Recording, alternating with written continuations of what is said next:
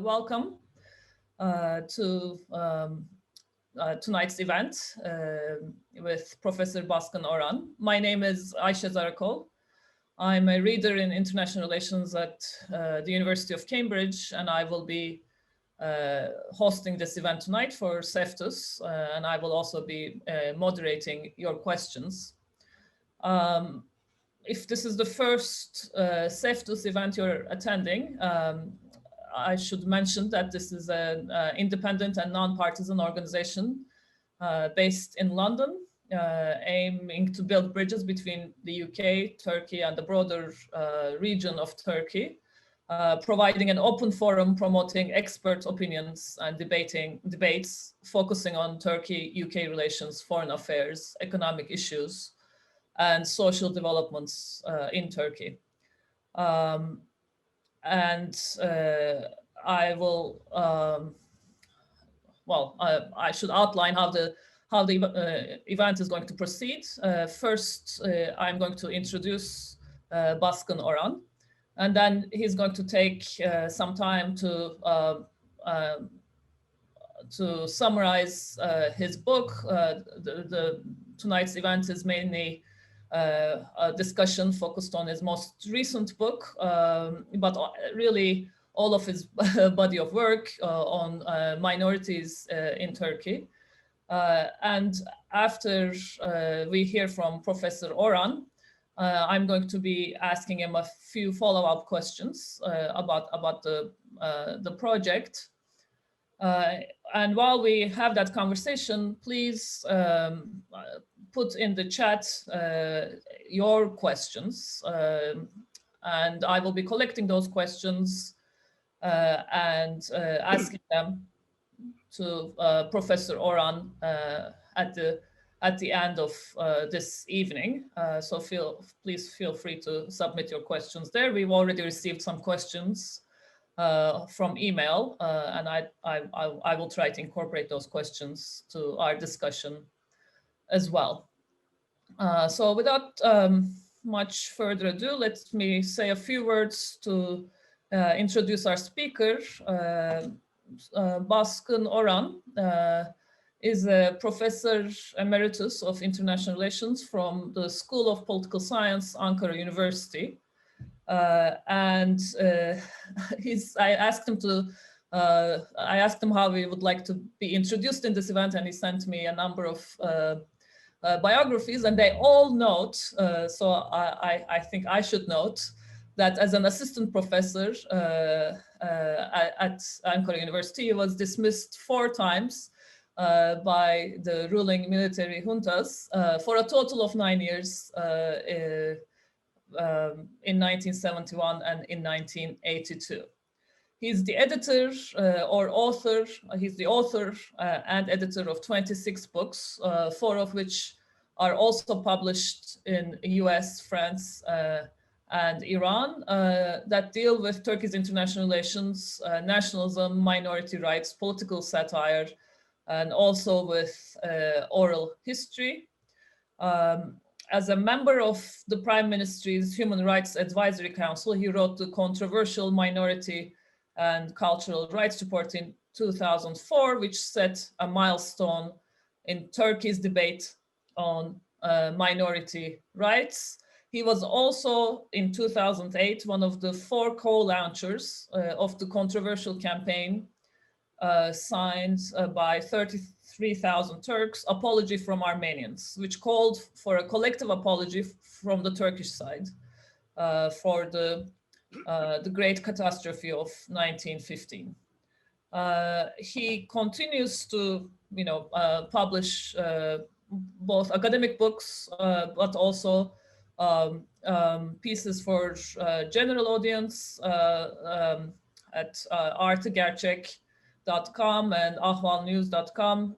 He's also a regular columnist at the Armenian Turkish weekly Agos since 2000.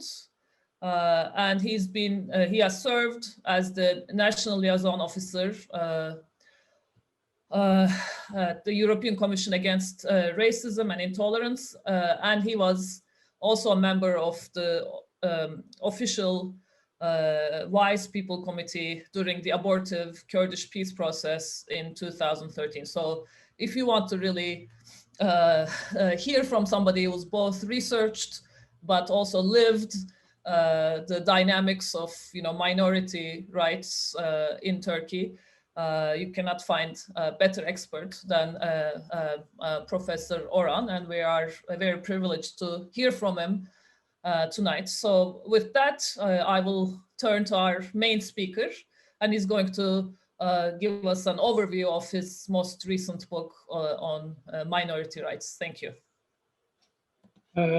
Thank you, Ayşe. This book we're talking about, minorities and minority rights in Turkey, both in Ottoman Empire and in Republic in Turkey, represent the end product of my studies on minorities that I follow since 1974, the year I finished my PhD thesis on nationalism in underdeveloped countries. This book in English builds on my previous book in Turkish, Etnik ve Dinsel Azınlıklar. You understood it. Ethnic and religious minorities. This is it. A rather voluminous book, large one.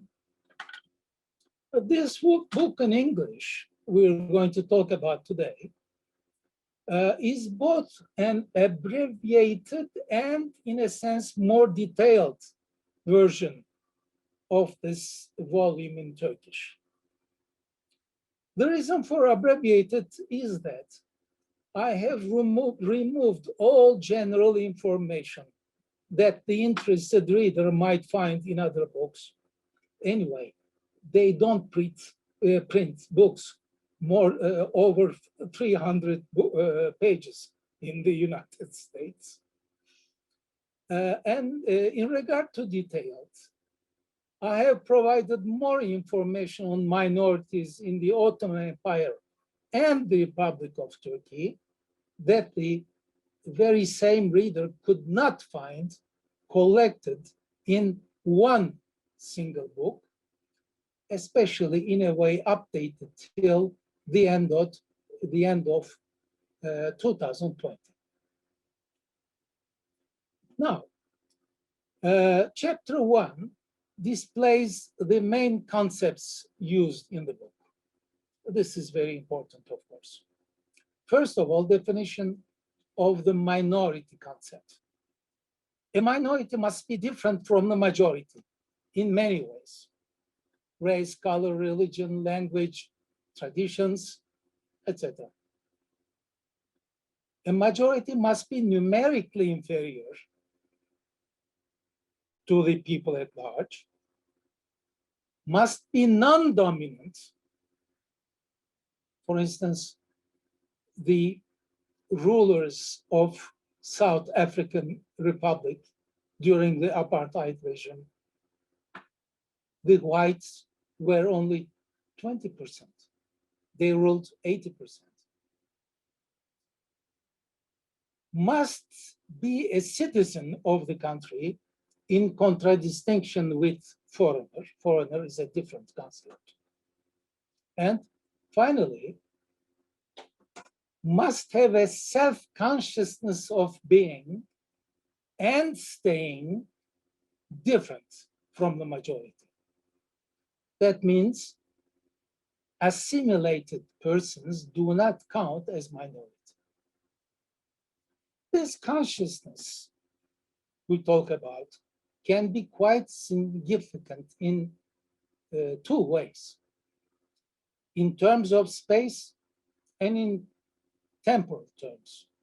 In terms of space, indigenous groups, that is, those minorities living in their historical spaces, preserve their minority consciousness and their sub-identities far more strongly than do non-indigenous groups.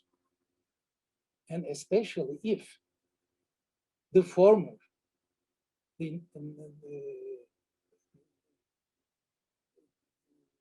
are of a different religion. In the Balkans and the Middle East, let me say what I learned from my studies. The primary component of national identity, national, of course, quote and unquote, national identity is religion and also denomination, far more than ethnicity or language. In temporal terms, it is very important whether the assimilation of the development of minority consciousness comes first. I call this is something, again, I discovered during my studies on minorities. I call this the chronological rule.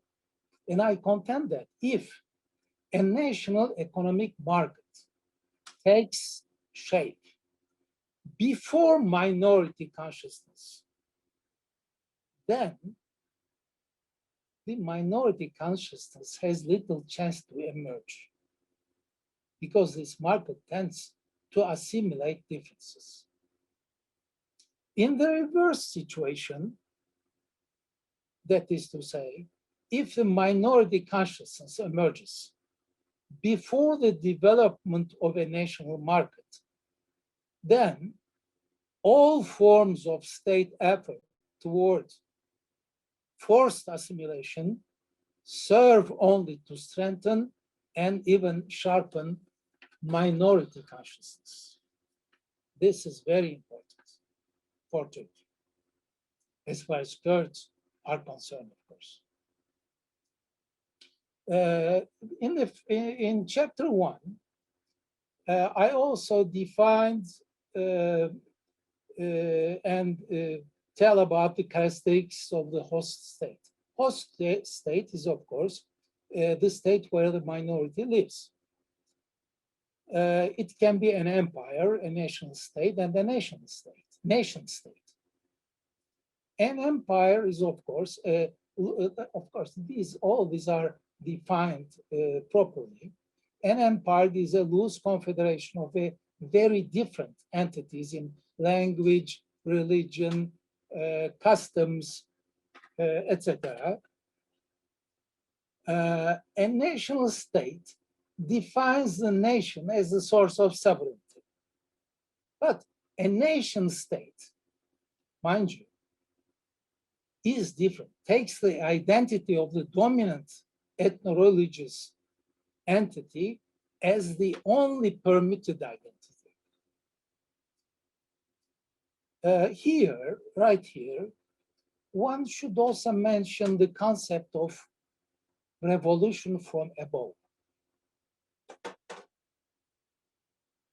The Turkish nation started in 1923, devoted itself to Westernization, and it took Europe as a model.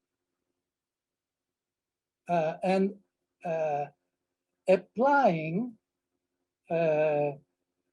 this Westernization by a revolution from above, that is to say, adopting European laws by translation, by translating them as a forced way to shape the traditional society, traditional Ottoman society, what was left of it, of course. I'm not going to discuss it here, but this revolution from above has, I discovered again during my studies, an iron rule that ought to be respected at all costs. But we can discuss it when we come to the question and answer period, if you like. In chapter 1, I also discussed minority politics of the host state. The host state can recognize the minority rights as a result of the constitutional order in democratic states, and or as a result of international treaties that the host state has signed. The host state, on the other hand, can refuse to recognize the minorities and their rights. It can try to assimilate the minority. It can also try to eliminate the minority by cleansing, by disturbing with physical attacks, and by discrimination.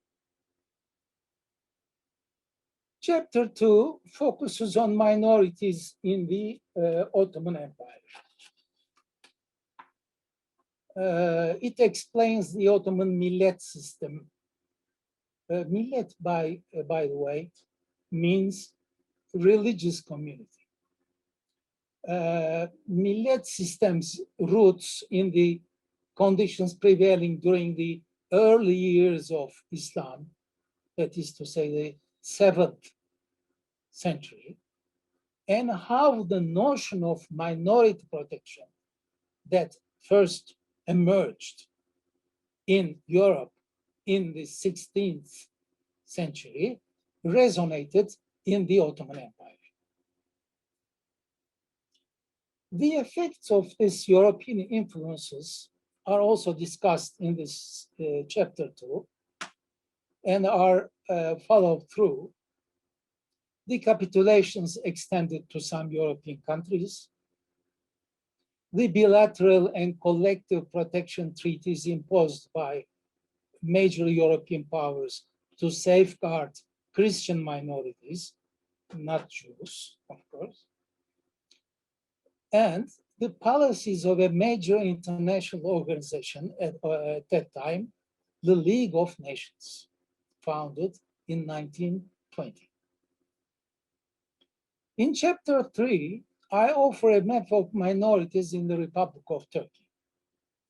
I begin by distinguishing between 1, non-Muslims whose rights are recognized by the Turkish state.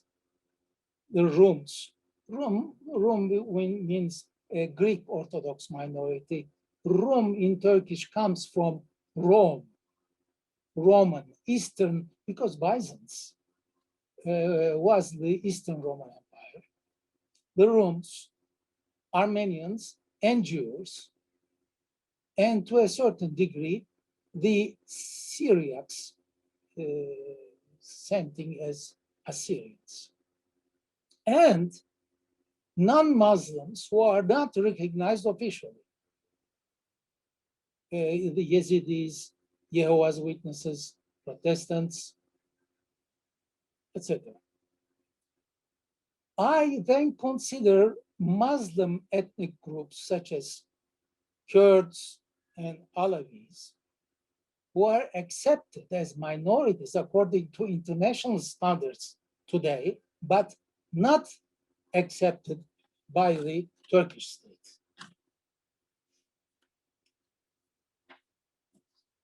Let me have a sip from my water.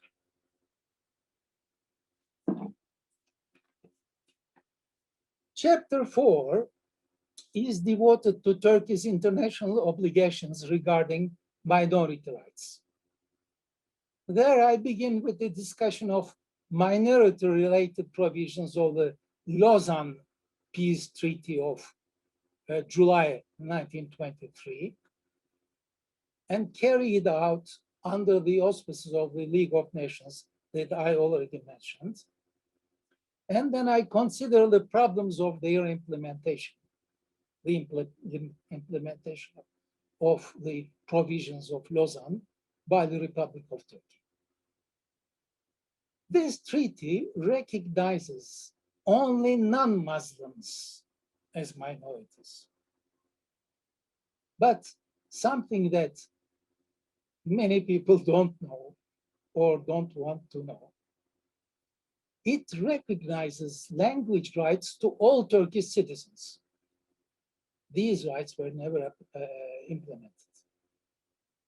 I then examine Turkey's resistance to the human rights and minority rights conventions adopted by the UN and signed by Turkey, particularly ratifying them with important reservations used as pretexts to avoid full implementation, citing Treaty of Lausanne and the Turkish Constitution of '82. In Chapter 5, I examine the body of current law on minorities in Turkey, considering both the implementation and the case law. I uncover the relationship between the term Turk. Mind you, Turk is not only an ethnic name, ethnic term. It's an ethno-religious term because only Muslims are considered Turk in Turkey by the people and the state.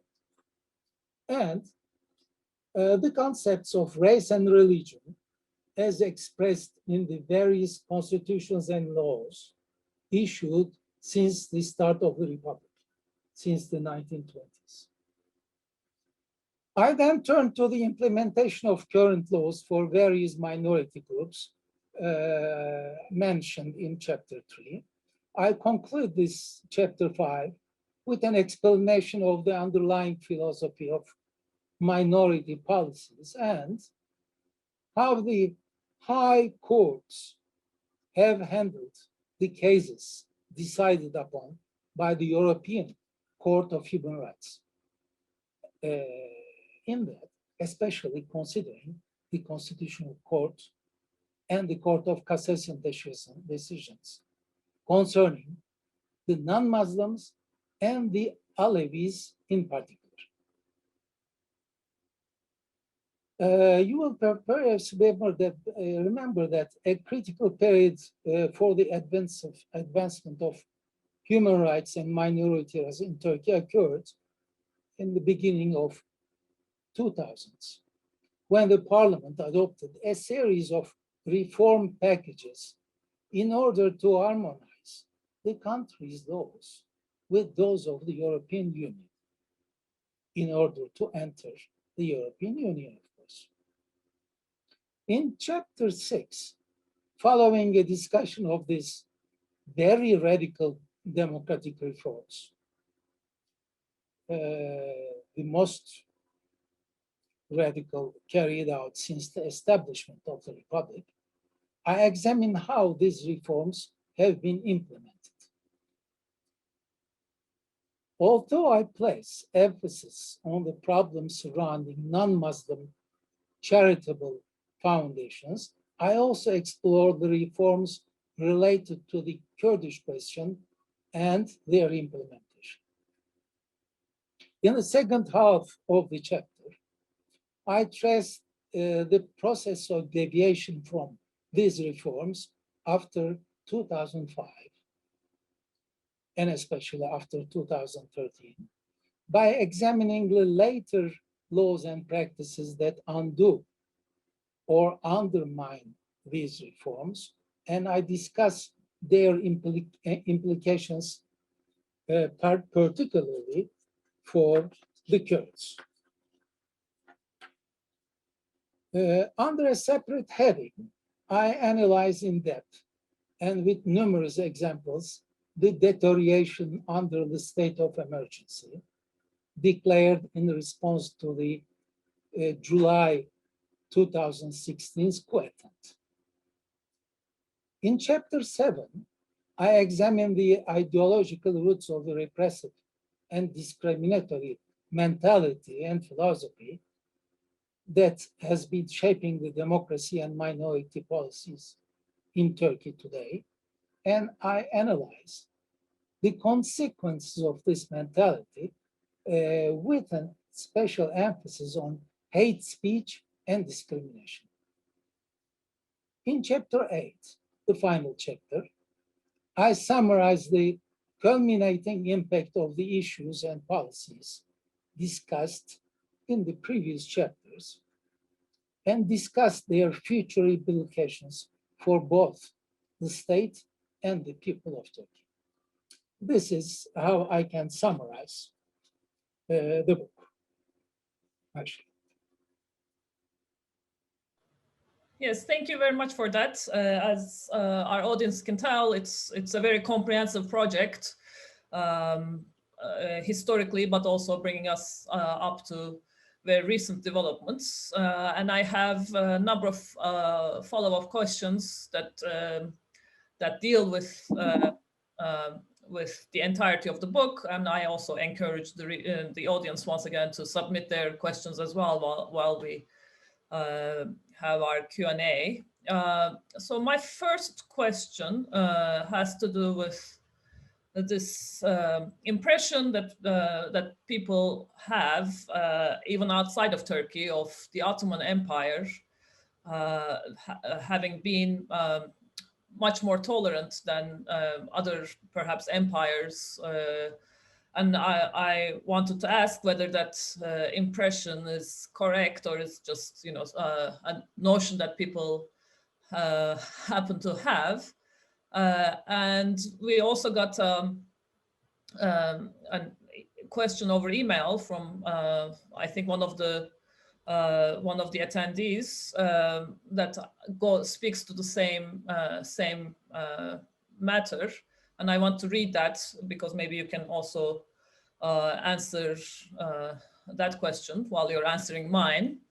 And this question comes from Vula Zeveleki, who's a head of political section for Embassy of Greece in Ankara, and she says, I have been dealing with Turkish-Greek relations, including minority issues in Turkey and Greece in the past 20 years. And I am myself the offspring of Greek Christians, once upon a time Ottoman citizens who had to move to Greece due to the population exchange in the aftermath of World War I. All my four grandparents, whose fatherlands are today's outskirts of Istanbul and Kırklareli, have never said a bad word about their Muslim neighbors and fellow Ottoman citizens. They lived in multicultural, multilingual, tolerant towns and cities.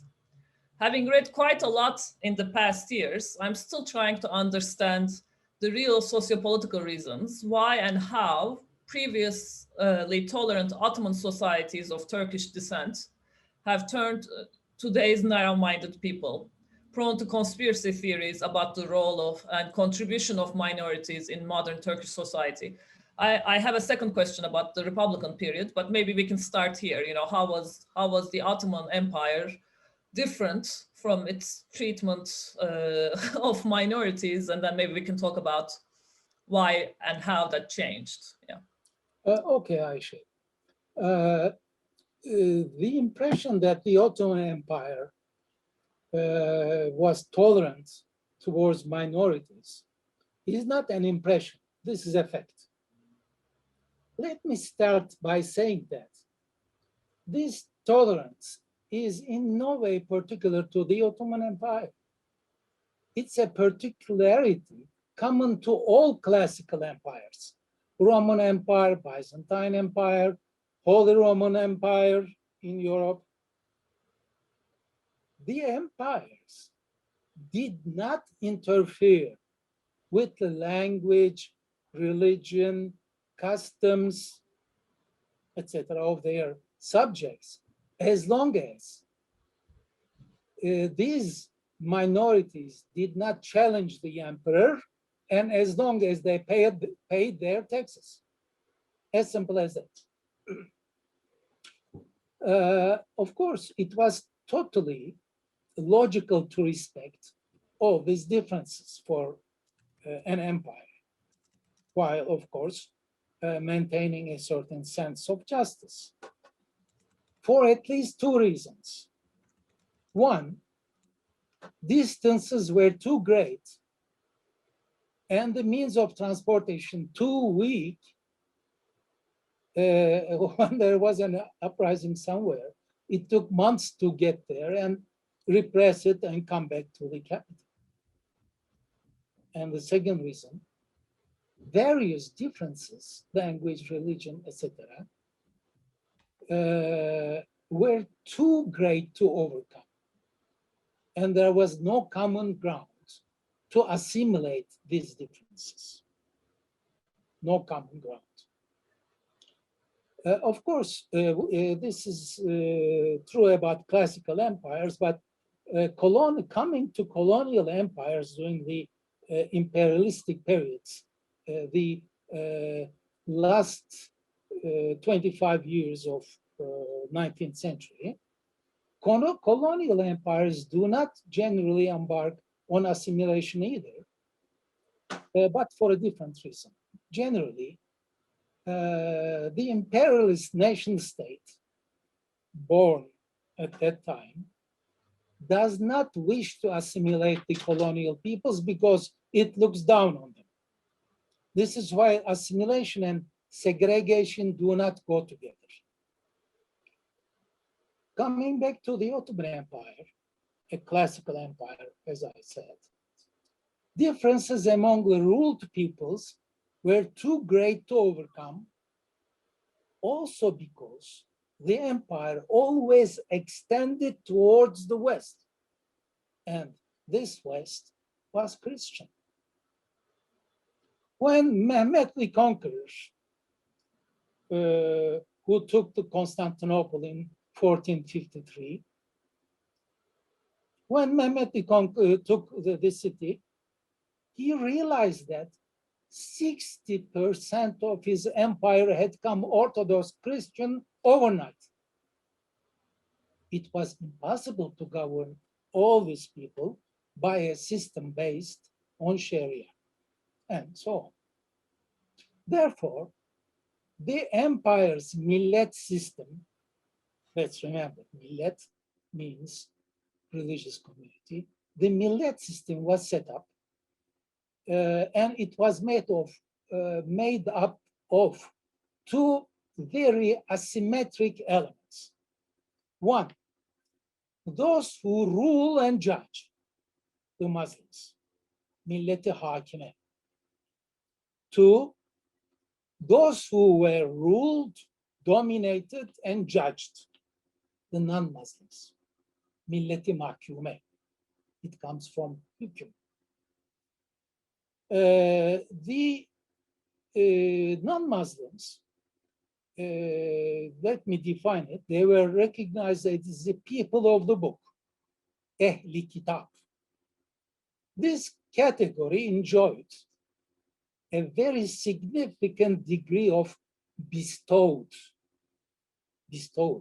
non-territorial autonomy and self-governance in their own affairs. The patriarch was even allowed to levy taxes from his subjects, his co-religion people. But it was these non-Muslims were subject to significant restrictions and regulations, and they were definitely second class. On the other hand, maybe we're going too much into details now, but it's interesting that the Sultan, Muhammad the Conqueror, when he took Constantinople, he enhanced the influence of the Greek Orthodox Patriarchate tremendously in comparison with the Byzantine times. Why? Very logical. This was a measure to counterbalance the Pope, the Christian Pope in Rome. Nevertheless, the Sultan also invited the Armenian metropolitan of Bursa to Istanbul as a counterbalance to the Greek Orthodox. And then he also sent ships to Portugal and Spain to bring to Istanbul Jews that were kicked out of the Iberian Peninsula by Catholic states. Why? Again, a move to keep the balance. Non-indigenous Jews versus indigenous Greeks and Armenians. Thank you. So, I mean, again, following from the question of Ms. Zeveleki, which also overlaps with my next question. So what explains the difference from what you described in the Ottoman times, which was, okay, minorities were second class, but nevertheless, there was a general, for most periods of the empire, general atmosphere of toleration, to the Republican period and its treatment of minorities. Ms. Zeveleki asks, how did ordinary people with common sense endorse and help implement cruel measures and raids against minorities in the course of the recent history of the Republic? So if you could talk about a little bit more about the Republican period and its treatment of minorities and what explains it. You see, Ayşe, Republican Turkey, born in 23, from the very ashes of the Ottoman Empire, was, in a way, the continuation and the antithesis of the Ottoman Empire. The continuation of the empire, same territory, same ruling ethno-religious entity, etc. Antithesis of the Ottoman Empire, because it was no more an empire. It was a nation state. Any nation state is characterized by the fact that it only recognizes the identity of the dominant ethno-religious group as the identity of the nation and does not tolerate sub-identities. Now, the notion of nation state is generally confused with that of nation state. These two types of state are totally different, I must say. The national state, we date it to 1789, the French Revolution, establishes the concept of, quote, and unquote, nation as a source of sovereignty, as opposed to God or king. The nation state, we date it to the, I already mentioned it, we date it to the last quarter of the 19th century, the imperialistic era, imposes the identity of the dominant ethno-religious entity as the only identity, called in international relations terminology, the supra-identity of the nation, and rejects and suppresses all other identities that we call sub-identities in the terminology. This type of state was born, as I said, when the politics of imperialism required to unite all differences, language, everything, behind the governing group, so that the governing group could effectively fight rival colonialist powers. This, in practice, amounts to two types of policy. One, assimilate the minorities. Assimilate, of course, means dissolving the particular characteristics of the minority with the majority, or simply eliminate the minorities. The Turkish Republic of 1923, which professed to become a modern European state, was born into this era, an unmitigated world of imperialist nation states.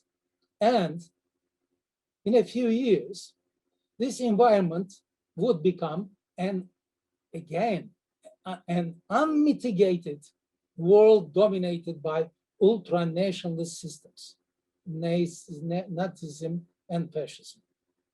Therefore, the minorities policy of the Turkish Republic was drastically different from that of the Ottoman Empire,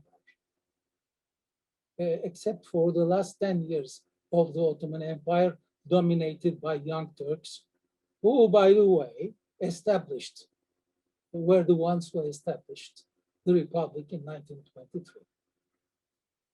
The Republic's minorities policy worked in two ways. One, assimilation of Muslims of different ethnicity, the Kurds, the Bosnians, the Laz, the Cherkess. And secondly, elimination of non-Muslims, because it's impossible to assimilate peoples of a different religion, especially all over the world, but especially in the Middle East and the Balkans. This is a remnant of the Millet system. Now, this elimination worked by applying ethno-religious cleansing, forced exchange between Greece and Turkey, expulsion, 1964, exile, deportation,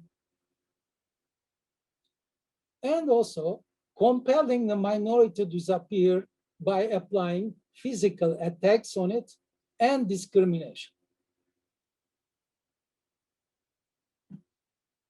Now, from this, I think we come to the current Turkish regime. How does the current Turkish regime differ in significant ways from the 20th century Turkish governments in treatment of minorities? What would you say? And there is also a question from the audience that overlaps with that question. So how is the AKP government different from the Republican period?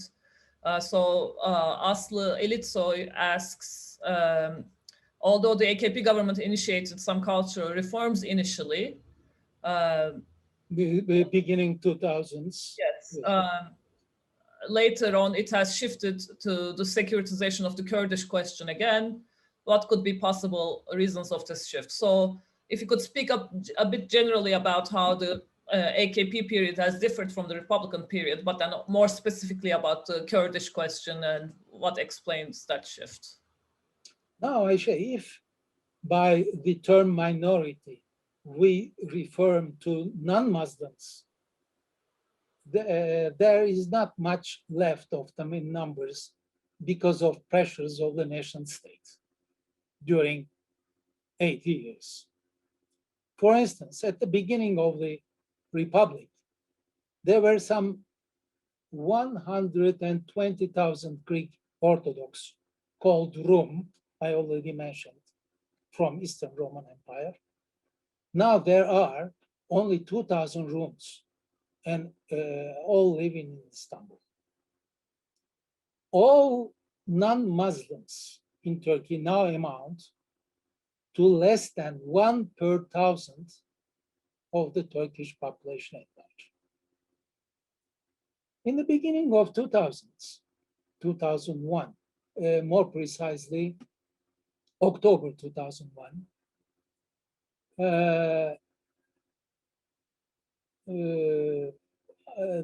these non-Muslims to whom internationally guaranteed rights were recognized by the Lausanne Treaty of 1923, many of them denied in subsequent decades, started to re-enjoy a number of these rights. But I must confess that there is a lot of way to go yet. On the other hand, if by the term minority, we refer to ethnically different Muslims, not recognized as minority by the state, Kurds especially, they also started to enjoy many rights denied until then, thanks to these EU harmonization packages of 2001, 2004, described in the book, chapter 6. But after the Erdogan regime became a one-man regime, that is to say, toughened up after 2016, the Kurds are, I don't know how to say it, I will say at least in a very difficult situation right now.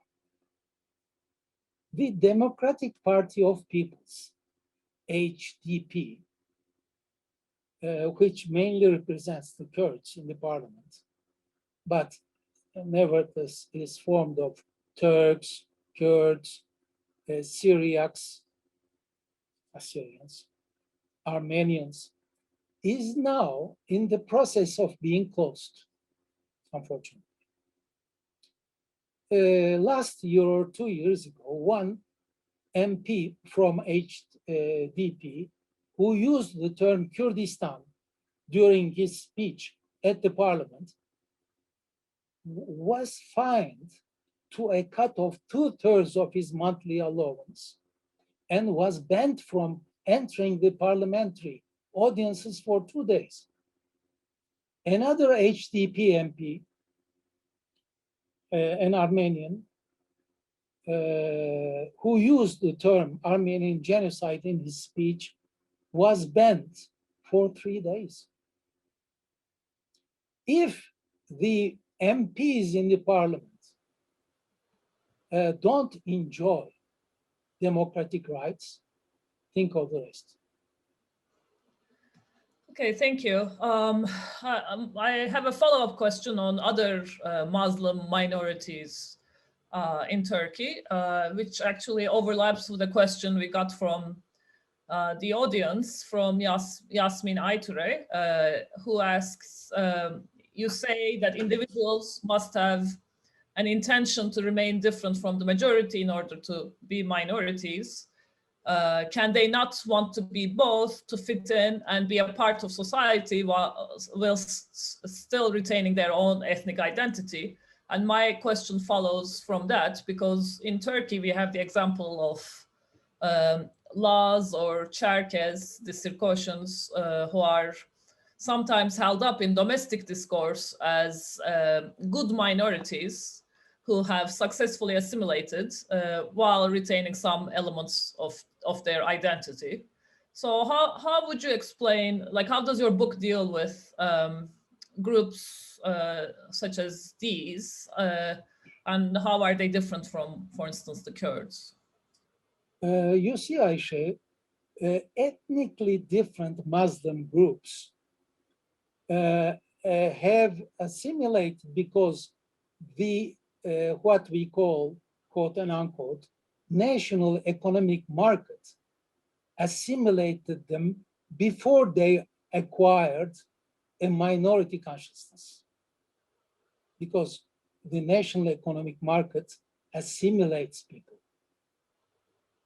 But especially Circassians have now begun, taking example on the Kurds. They began to stress their different cultural identity. Kurds are different. Unlike other Muslim groups, they have protected their identity for generations.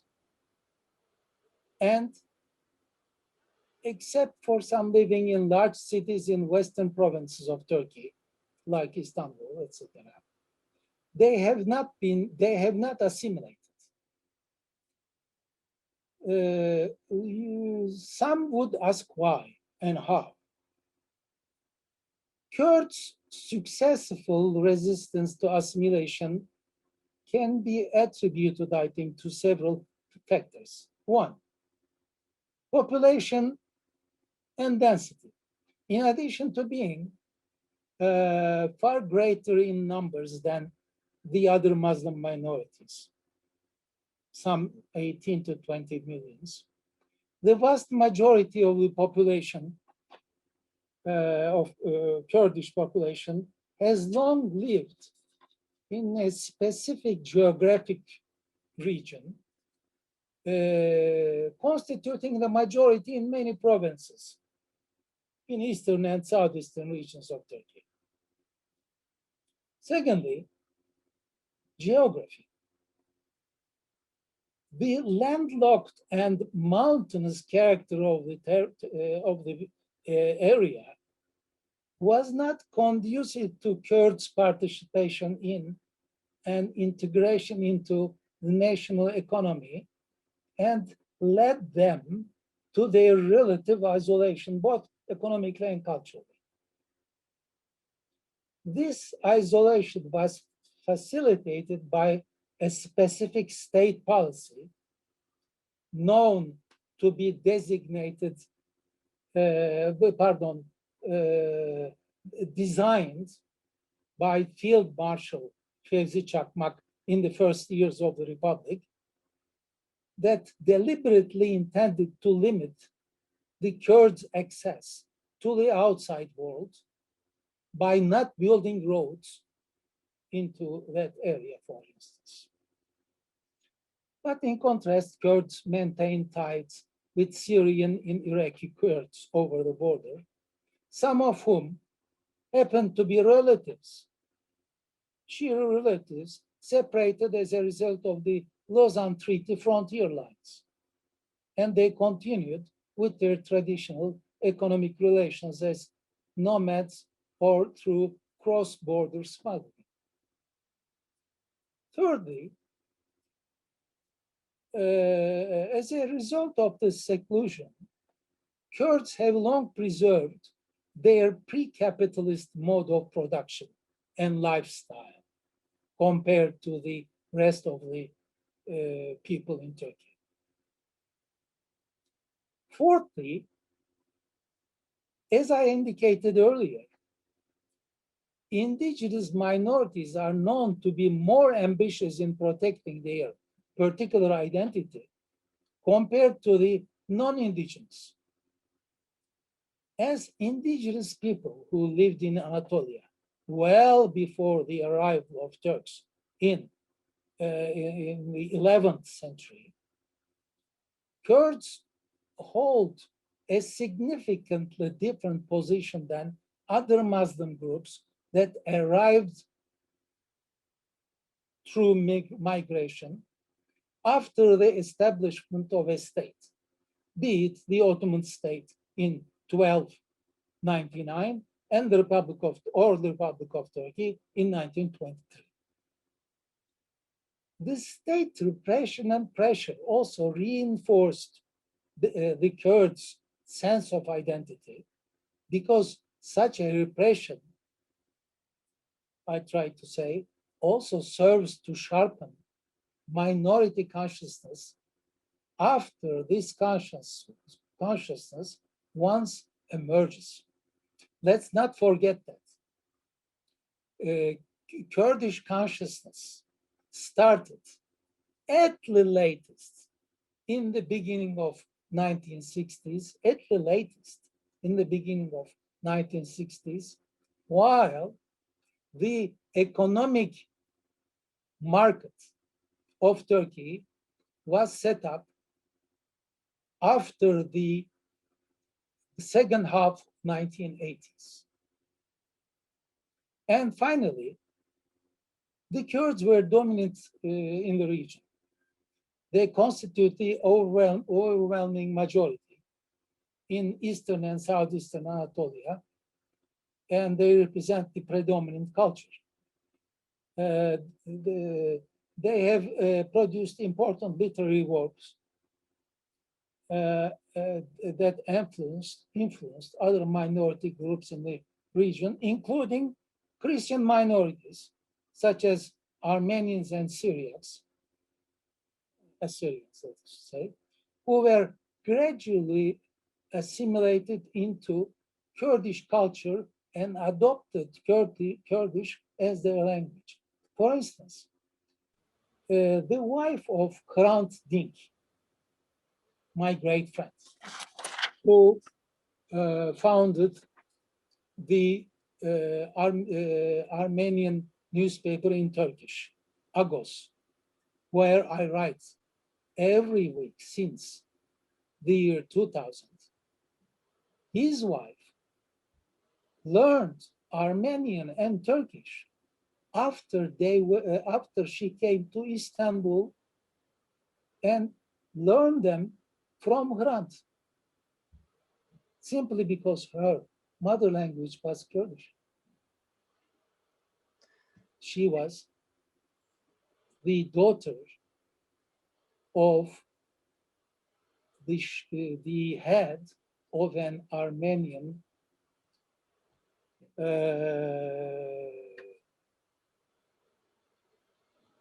ethnic and religious entity. You see, this is the reasons. These are the reasons why Kurds have not been assimilated. Thank you. I have one final question, then I'll turn to the questions from the audience properly. So the impact of the Syrian war and the refugee crisis on the ethnic minority question in Turkey, because the refugees have changed the ethnic makeup of Turkey once again. So given your research, what do you foresee to be the consequences of the influx of refugees? You see, Ayşe, things change slowly in the Middle East. As I tried to say earlier, ethnicity and even language are not that important when compared with religion and denomination in this area. The Syrians are Sunni Muslims, just as the majority of the Turkish people are. On top of that, we also know that migrant peoples are not that keen on keeping their identity when they go to a country of the same religion. Syrians, Sunni Muslims, are now in Turkey a Sunni Muslim country. I personally don't think there will be a state-wise minority problem concerning the Syrians. There will only be reactions, and there are reactions of local people where the Syrians are very numerous. Okay, thank you. We have a lot of questions from the audience and about half an hour left.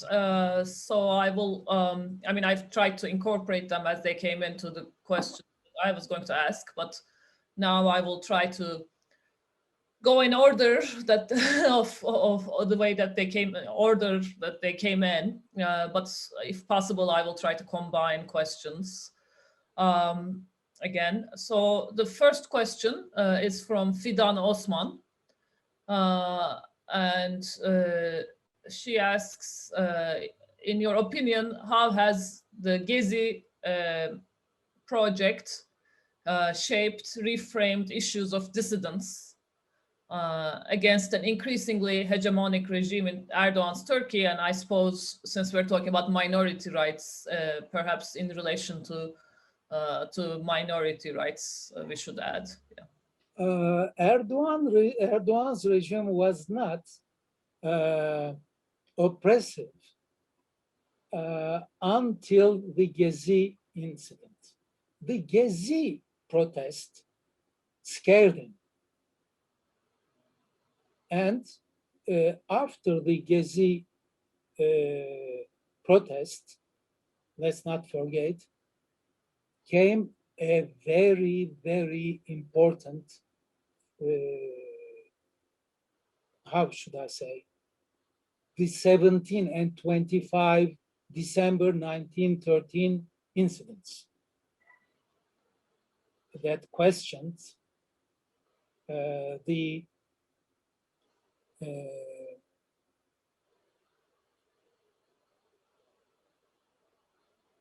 sincerity of the regime as far as economic implications are concerned. After December 13, nothing worked as before. Nothing. For instance, you read, and I was a member of the Kurdish peace process in, when was it? End March 1913. But this thing has ended abruptly after what we call the Dolmabahce table. In 1914, there was a last effort to 2014. put together Turks and Kurds around the table, shared by HDP, the then HDP MPs, and the government representatives. But that table was overturned by Erdogan himself, saying that we do not, I do not accept this. And from there on, everything changed for the worst. Now there is what Erdogan calls a democratic initiative, but I personally, I am 76 years old, and I experience quite a few things in life, but I do not understand how in the world Erdogan is going to act democratically after all he has done, since especially he became the president of the ruling party and the president of the republic in 1970. I really don't understand. Over 2,400 months, Osman Kavala is in prison without being charged. How can we explain this? 2,400 months without being charged. The leader of HDP is in prison since 5 years. I don't know. Thank you. There are a couple of questions from İsmail Sözügüzel, if I can combine them, the questions deal with the international dimension of the problems relating to minority issues in Turkey. So he says, attempts at intentionally creating animosity between different ethnocultural and religious groups in Turkey have been systematic. So what effect is this, our international actors having on the minority question in Turkey? I did not quite understand this, Ayşe. Would you repeat? So he's asking about whether, you know, the problems around the minority question in Turkey have to do with international meddling in Turkish affairs. International meddling in Turkish affairs. Yes. What day is today? Thursday? Incidentally, I published in 3 different places, Agos, Ahval News, and Artı Gerçek, a column saying that there is no such thing as international meddling in internal affairs when human rights are concerned.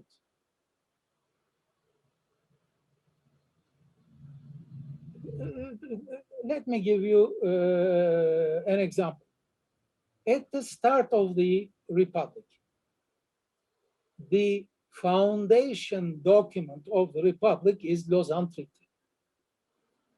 The Article 37 of this treaty says articles from 38 to 44 cannot be changed. The Turkish Republic the Republic was not owned at that time. Turkey cannot enact laws against the stipulations of Articles 38 through 44. What does it mean? That means that at the very foundation of the Republic of Turkey, Turkey promised the international community not to interfere with human and minority rights. You understand? And in 1990, when Turkey accepted the decisions of the European Court of Human Rights as decisive, Turkey has repeated Article 37 of the Lausanne Treaty. Therefore, when the international community asks Turkey to implement the rights of the Turkish people at large or the rights of minorities, this is not an interference from outside. This is something that Turkey signed, that Turkey promised to its people and to the world and to international organizations. It's as simple as that. Thank you. A follow-up question from another listener, but from a different angle. Gonca Sönmez Pool asks whether Turkey has ever learned anything from the Western world as far as the subject of minority rights. In your career, have you seen any examples of this? Of course.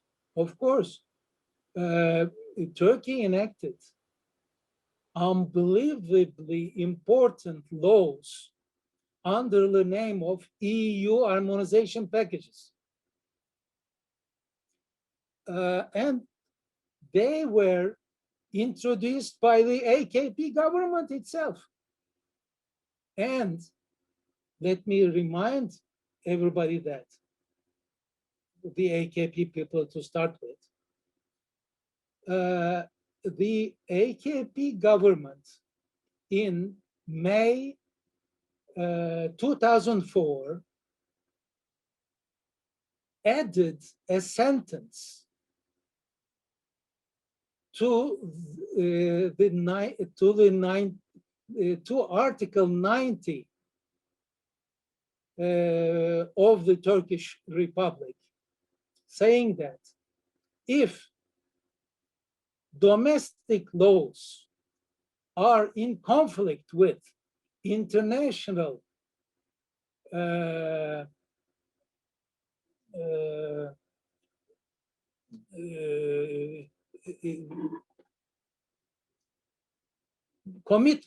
international commitments of Turkey, the international commitments will prevail. What else can you ask for? This means if we have laws that go against human and minority rights, and if we enact new laws that go against human and minority rights, they are unconstitutional because of Article 90, Aliena 5. last sentence. It's as simple as that. Thank you. Elif K asks, Turkish government seems so sensitive to all kinds of discriminations abroad, and they condemn the governments who commit humanitarian crimes.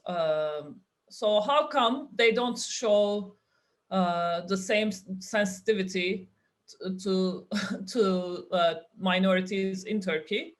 Why is there not a memorial for events such as, 6, 7 September or July 2nd? Ayşe, I don't like questions bearing in themselves the very answer to this question. Was I able to make myself clear?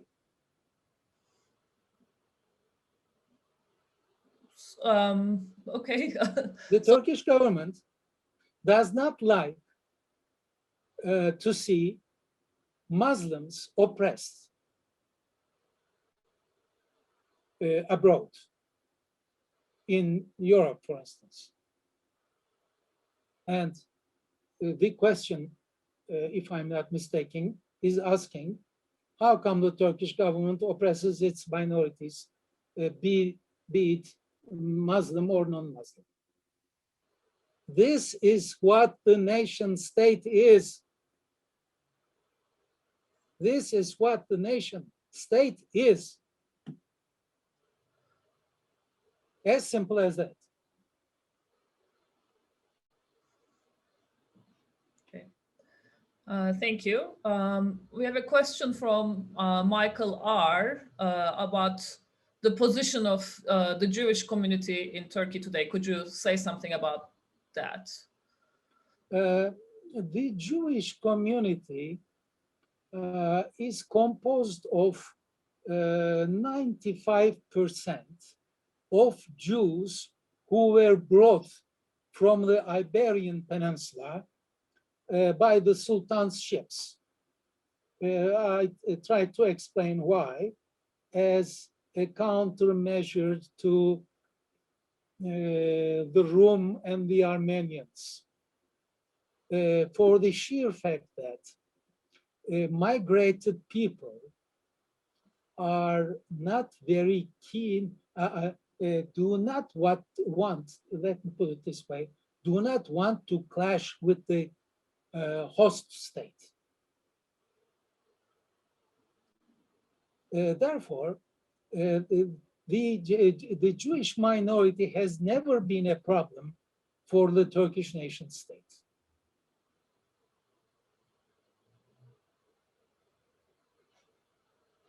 Okay. There is a question from Özlem. Okay, I think this was asked when you were talking about the Kurds as a minority group in Turkey.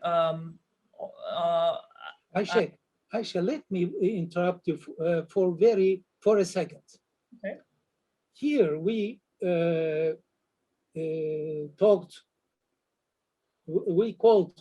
Kurds minority, but Kurds and the Alevis hate to be called this way. They hate to be called minority. Why? Because they say we are the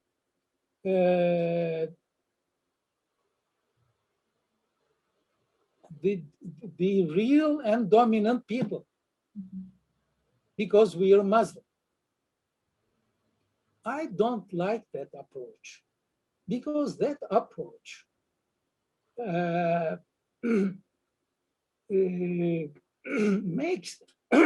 makes the Kurds and the Alevis close to Turks who are up there. They want, when they say we're not minorities, we're real and dominant people, they want to share that superior position of the Turks. Hanefi, Sunni, Muslim Turks. Please go on. Sorry to interrupt you. No, yes, and actually, I mean, the point you make speaks to how the concept of if minority in the English Anglo-Saxon context means something else and has different connotations than the second-class people. Turkish context. What's more, a fifth column. Yeah. Yes, thank you for that clarification. So the question from Özlem OK was about the importance of, I think, of Kurdish TV, TRT Kurdish TV in shaping Kurdish national consciousness. I think it must have come when we were discussing Kurdish groupness. The TRT Kurdish broadcast is a state broadcast. Let me repeat something that I learned from my studies. After the consciousness of being a minority emerges, all suppression, oppression of the state will only serve to strengthen and sharpen this consciousness. Period. Now, the regime, Erdogan regime, wants to close HDP, called the Kurdish party. As I said, it's composed of Turks, Armenians, Kurds, Syriacs, etc. But it mainly defends the Kurdish rights. Now that party is on the way to be closed, and the government is trying to close the only democratic way the Kurds can go. If you close the parliamentary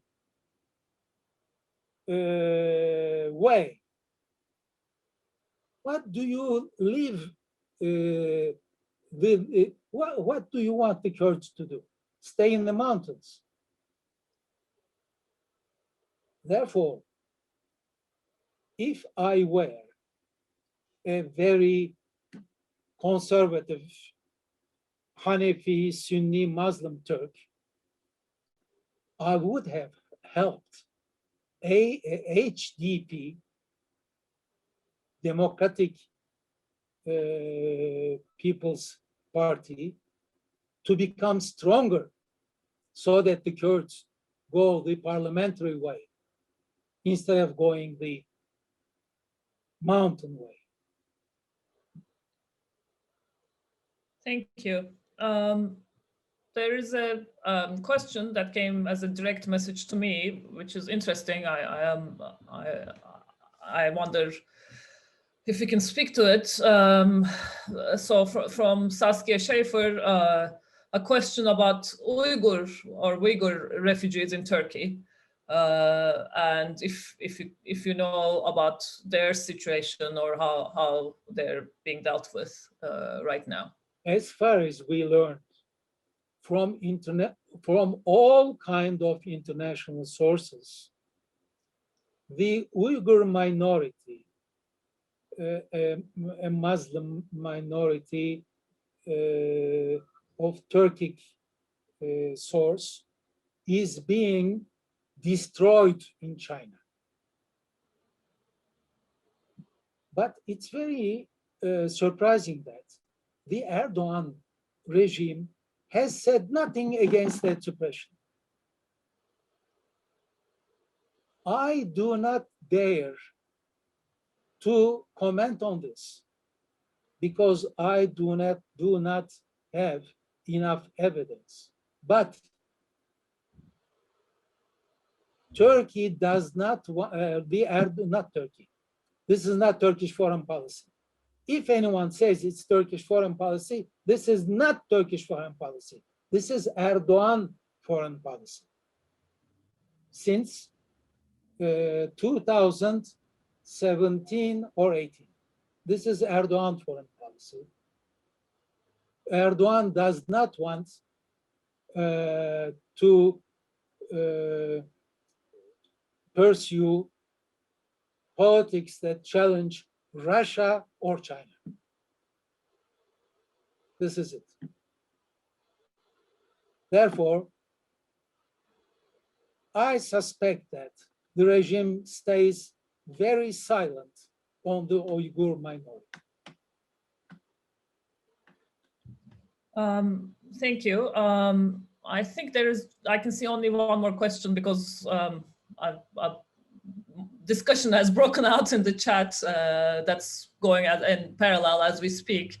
So it's hard for me to see the questions. But I think there is one from Yasmin Ayture about Turkey in Syria. How do you think Turkey wants to contribute to peace in Syria, considering the Kurdish population there? Let me repeat what I said a minute ago. This is not Turkish foreign policy. This is Erdogan foreign policy. Turkish foreign policy never sent troops abroad, except in one situation, the Kemalist foreign policy I'm talking about. In 1930, there was a Kurdish rebellion in Oran, and the Kurds were to escape the Turkish army, were sneaking to the small Ağrı mountain, which was taking place in Iran. Therefore, the Turkish army took the small Ağrı mountain, but 2 years after that, gave the same gave a fertile area of the same surface to Iran in exchange. You will say that Turkish troops were sent to northern Cyprus. There, it was to save the Turks, which were minority in Cyprus. But after they were saved from Greek Cypriot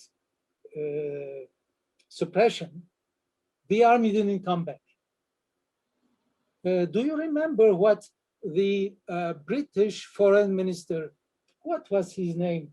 Cunningham at that time.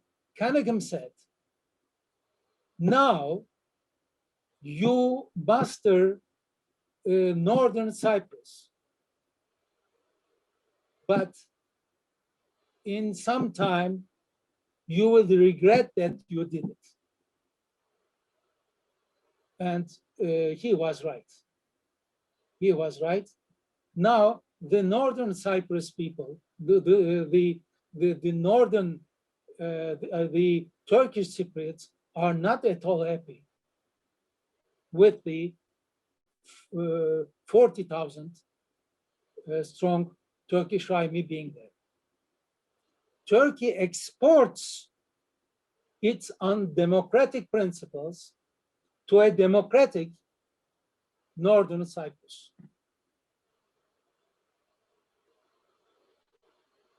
Okay, thank you. I think we are out of time pretty much because it's CEFTUS tradition to take a snapshot of events. So if I will let them do that now. If you do not want to be in the picture, you should turn your camera off. I'm not sure, or turn it on if you want to be in the picture. I think Buse will do it. I'm not sure. Buse, are you there? Can you? Do I stay on? Of course, you are the the main speaker. So yes, please, you have to be in the picture.